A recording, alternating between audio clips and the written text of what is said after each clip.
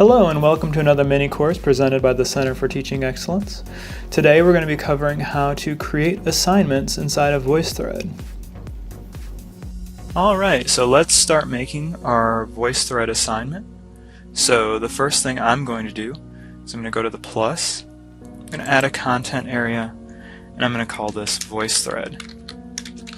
Now if you want to add this in your weekly units, that's fine as well. But if you want to have it separate, feel free to add it to your navigation. I'm going to drag that up so it's easier to find. Then I'm going to select it. I'm going to hover over Tools and then go down to VoiceThread. I'm going to give it a name and I'm going to call this Icebreaker. And give it a description. Tell the class about what you ate for breakfast. If I wanted to attach a file, I could attach a file, maybe a picture of my breakfast. Give it some points, just say 25. We want it to be visible to students.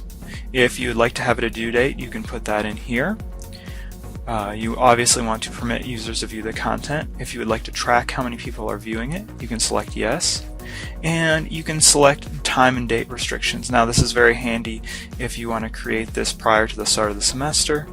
Then you can choose display after and it would display on the first day of class.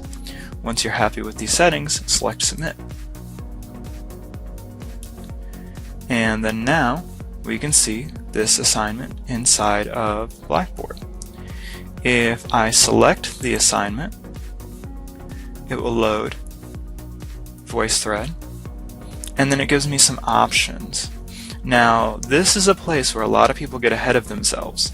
Some people try to do course view or individual or whatever, but what we want to do since we're building an assignment is we want to do assignment builder right here. So be sure if you're building an assignment that you use assignment builder. And there are some different options here. There are create VoiceThread, which is exactly what it says. The student will have to create their own VoiceThread. There's submit a comment. So if you create a VoiceThread, then the student will have to comment on it.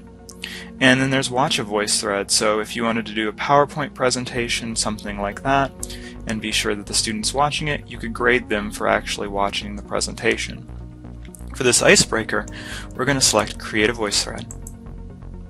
And then enter the description for the assignment. Talk about what you had for breakfast. And this way a student can see this assignment detail if they're in VoiceThread, not in Blackboard. You can choose to allow students to resubmit assignment, and I suggest checking this because if someone makes a mistake while recording, they probably don't want that mistake to show, so let them allow resubmit. Once you're happy, create assignment. The assignment will be created, and now the student should be able to see it. Go to where the VoiceThread is located, select the assignment that you created, and once VoiceThread loads, you'll see the submission on the right hand side. If I select the submission, I can give it a score. Now do notice the score is percentage. So if you want to give the student 25 points out of 25 points, you would select 100. If you put 25 in here, they would only get 25%.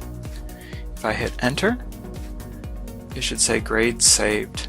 Now we know that the student has been graded, and that grade goes directly into your grade center, and you're finished grading the assignment. Need a little bit more help? Want some further advice? Feel free to stop by the CTE today to get some help on VoiceThread, Blackboard, or if you're having any issues and need help with your face-to-face courses.